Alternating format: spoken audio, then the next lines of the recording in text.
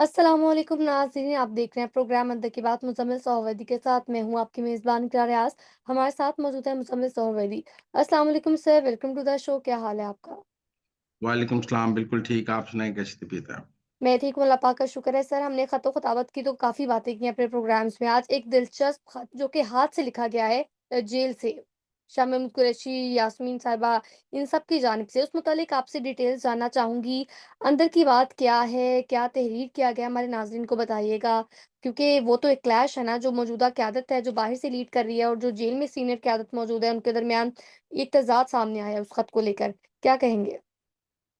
देखिए, वैसे तो शाह महमूद कुरैशी साहब ने 24 नवंबर की कॉल से पहले भी ये गिला किया था कि जो कोट लखपत में 80 तहरीक-ए-इंसाफ के कैदी हैं, जिनमें शाह महमूद, उमर सरफराज चीमा, महमूद रशीद, यास्मीन राशिद और सेनेटर एजाज चौधरी शामिल हैं। उनसे जेल में मिलने कोई नहीं आता, सब अडयाला तो मिलने जाते हैं, लेकिन कोई इन कैदियों को मिलने नहीं आता। इनको इंटरनेशनली कैश तो कराया जाता है, लेकिन कोई बैरिस्टर गौहर, उमर यूब, शिबली फराज, शेख वकास अकरम, गंडापुर कभी इनको मिलने नहीं आए। तो ये गिला शाह महमूद कुरैशी साहब ने किया था। अब 26 नवंबर के बाद जो 26 नवंबर को हुआ है, इन तमाम कैदियों ने एक मुश्तरका खत, खुला खत जो है वो जेल से जारी किया है। इन्होंने उस खत में फौरी तौर पे कहा है कि एहतजाजी तहरीक को मुअत्तल कर दिया जाए। फिर उन्होंने कहा है कि जो अब तहरीक-ए-इंसाफ एहतजाजी तहरीक चला रही है, उसको फ़ौरी तौर पर ख़त्म कर दें, सस्पेंड कर दें, मुअत्तल कर दें और मज़ीद कोई एहतजाज ना करें।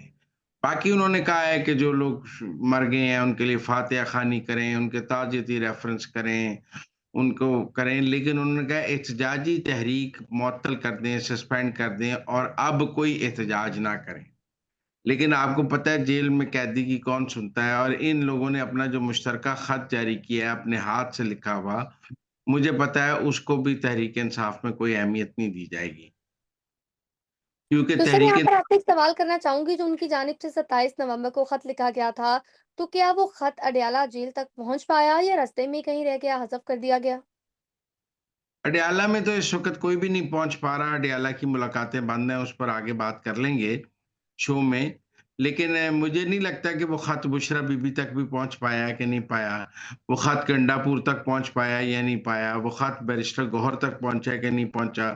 वो ख़त मीडिया में भी काफ़ी नज़रअंदाज हो गया, क्योंकि इतना कुछ मीडिया में चल रहा होता है कि वो ख़त भी मीडिया की कोई ख़ास तवज्जो नहीं हासिल कर सका कि कैदियों ने जेल से अपनी पार्टी को एक खुला ख़त लिखा है और उन्होंने वो खत में मुतालबा किया है कि आप एहतजाजी तहरीक मुअत्तल कर दें।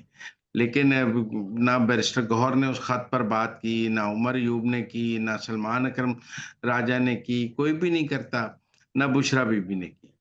लिहाज़ा मेरे ख़्याल में ये खत जो है वो पीटीआई की तवज्जो का तालिब है और पीटीआई को इस खत के ऊपर गौर करना चाहिए।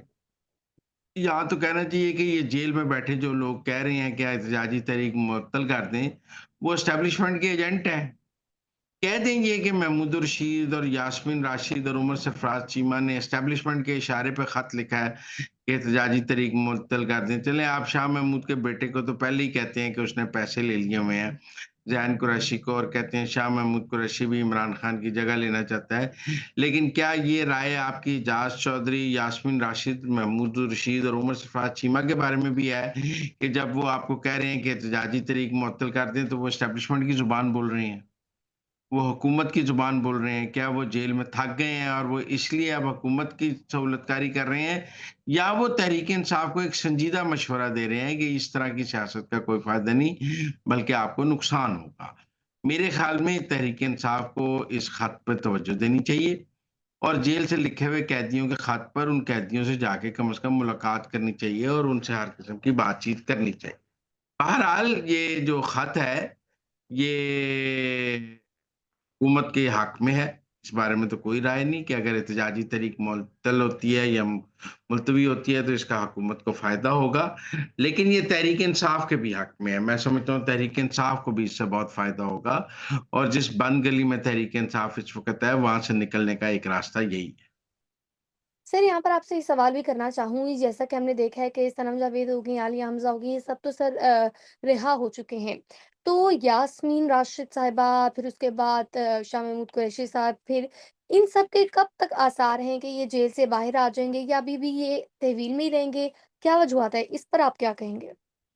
देखिए, उनको भी अदालतों ने रिहा किया है, इनको भी अदालतों ने रिहा करना है और अदालतों से उनको ज़मानत मिली है, इनको भी अदालतों से ही ज़मानत मिलनी है। इनके केसेस की संजीदगी सर्टेनली सनम जावेद वगैरह के केसेस की संजीदगी से मुख्तलिफ है। जो एजाज चौधरी साहब की या महमूद रशीद या यास्मीन राशिद या उमर सरफराज चीमा वगैरह की है। लेकिन ये कोटलखपत जेल में कैद हैं, तहरीक इंसाफ के रहनुमा हैं। तहरीक इंसाफ से कोई इनको मिलने नहीं जाता है, इनकी पेशी पे कोई नहीं जाता है, जेल में इनकी मुलाकात कोई नहीं जाता है। इनके घर वाले इनके मुकदमों की पैरवी कर-कुर के थक गए हैं और पार्टी की तरफ से ये सब बहुत सख्त नज़रअंदाज हैं, ये बात अपनी जगह है। बाकी रिहाई तो अदालतों ने देनी है। आज 9 मई के मुकदमात में लाहौर में तो इमरान खान की ज़मानतें भी मुस्तरद हो गई हैं और उनको भी ज़मानत नहीं दी गई। आगे बढ़ेंगे और सर बात करेंगे सीएम केपी ने जो आज गुफ्तगू की है, खिताब किया है। सबसे पहले तो खिताब को लेकर बात करेंगे। उनकी जानिब से किए गए खिताब को आप कैसे देखते हैं? असेंबली में जो उन्होंने घन गरज बरसाई है। उन्होंने कहा गोली का जवाब गोली से देंगे और हम पर गोलियाँ चलाई गई हैं। देखिए, वो अपनी खिफ़्फ़त मिटाने की कोशिश कर रहे हैं।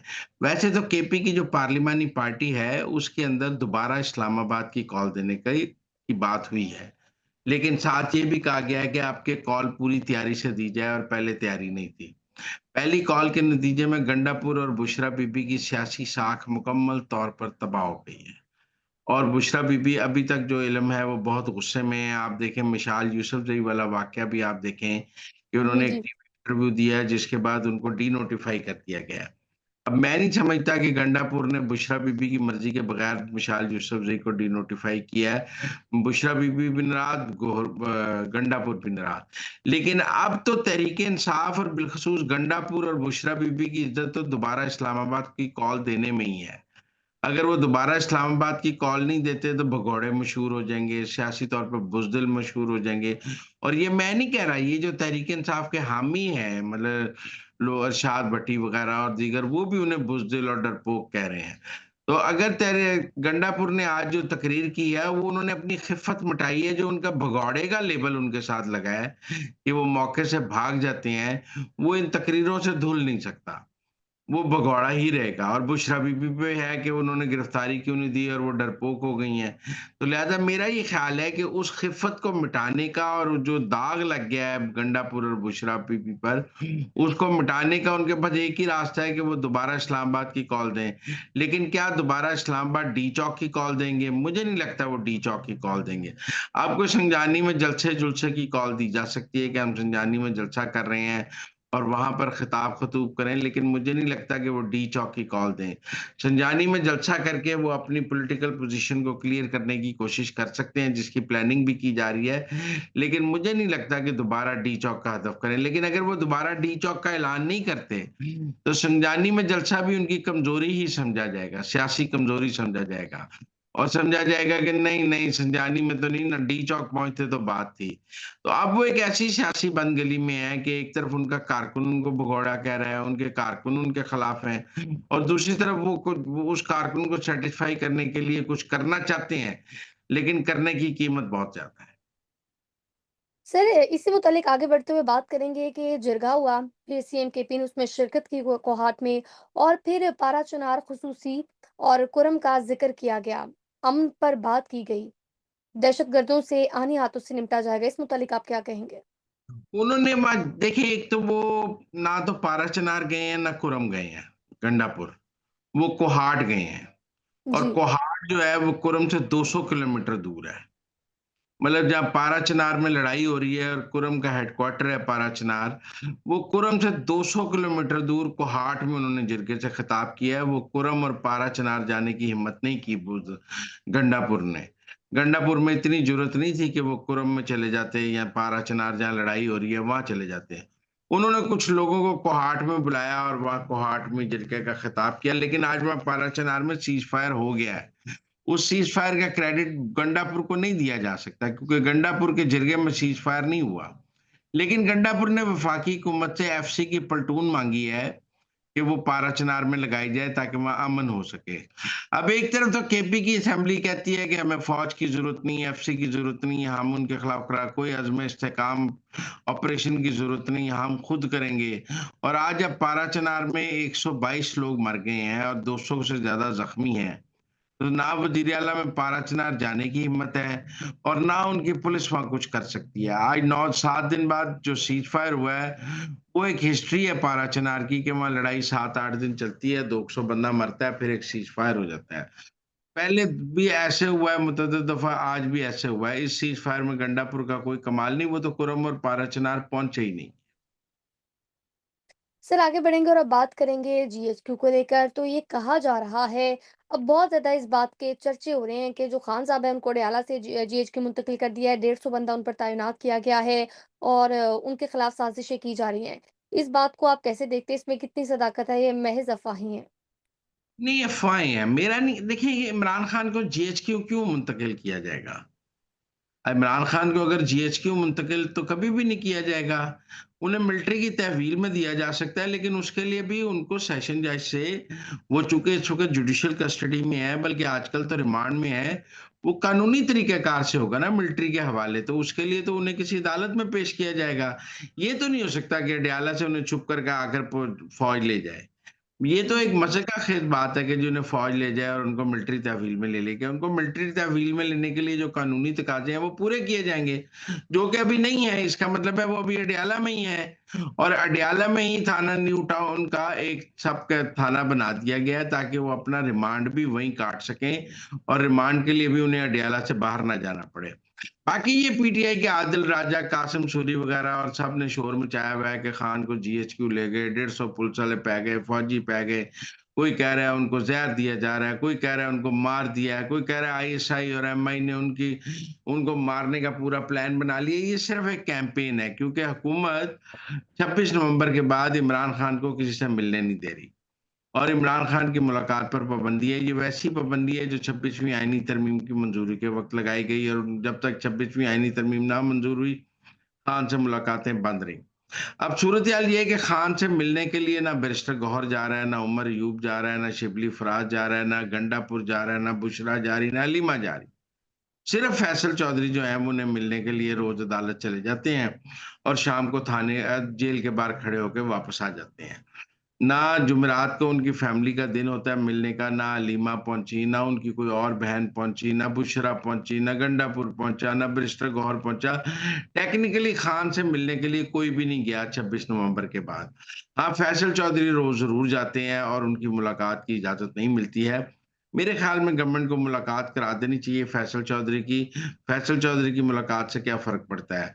बाद में एक दफ़ा करा दें, उसके बाद देखें मुझे बुशरा बीबी हिम्मत करें, आ जाएँ खान साहब को मिलने, हलीमा हिम्मत करें, वो तो 26 नवंबर के बाद गिरफ्तारी के खौफ से कोई खान को मिलने ही नहीं जा रहा। खान के मिलने के दिन गुज़र गए, लेकिन कोई इनमें से खान को मिलने ही नहीं जा रहा। तो नाज़रीन ये थी आज के अंदर की बातें। आपसे मुलाकात होगी अगले प्रोग्राम में। हमें दीजिए इजाज़त। अल्लाह ने के बाद।